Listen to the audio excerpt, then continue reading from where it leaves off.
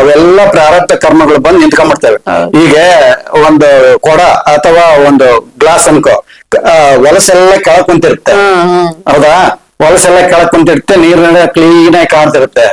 ಯಾವಾಗ ನೀವು ಪ್ರಾಣಾಯಾಮ ಮಾಡಕ್ ಸ್ಟಾರ್ಟ್ ಮಾಡಿದ್ರಿ, ಯಾವಾಗ ನೀವು ಧ್ಯಾನ ಮಾಡಕ್ ಸ್ಟಾರ್ಟ್ ಮಾಡಿದ್ರಿ, ಯಾವಾಗ ನಾವು ಸಾಧನೆ ಮಾರ್ಗದಲ್ಲಿ ಹೋಗಕ್ ಸ್ಟಾರ್ಟ್ ಮಾಡಿದ್ರಲ್ಲ, ಅದೆಲ್ಲ ಕಲಕಲ ಆಗ್ಬಿಡುತ್ತೆ, ಎಲ್ಲ ಮೇಲೆ ಬಂದ್ಬಿಡುತ್ತೆ.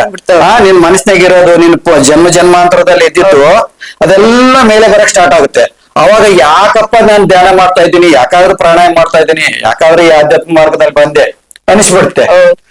ಅದು ಬಂದ್ಬಿಟ್ಟಿದೆ ನಿನ್ ಮನಸ್ಸಿನಲ್ಲಿ.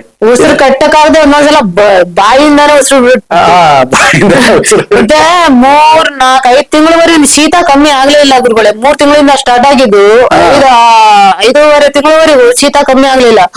ಉಸಿರು ಕಟ್ಟಬೇಕಾದ್ರೆ ನಮಗೆ ಇದು ಕೆಮ್ಮು ಬಂದ್ಬಿಡೋದು, ಇಲ್ಲ ಸೀನ್ ಬಂದ್ಬಿಡೋದು, ಉಸಿರು ಕಟ್ಟಕ್ ಆಗ್ತಿಲ್ಲ. ಅಷ್ಟೆಲ್ಲ ಬಾರಿ ಓದಾಡ್ಬಿಟ್ಟೆ ನಾನು ಆ ಟೈಮಲ್ಲಿ.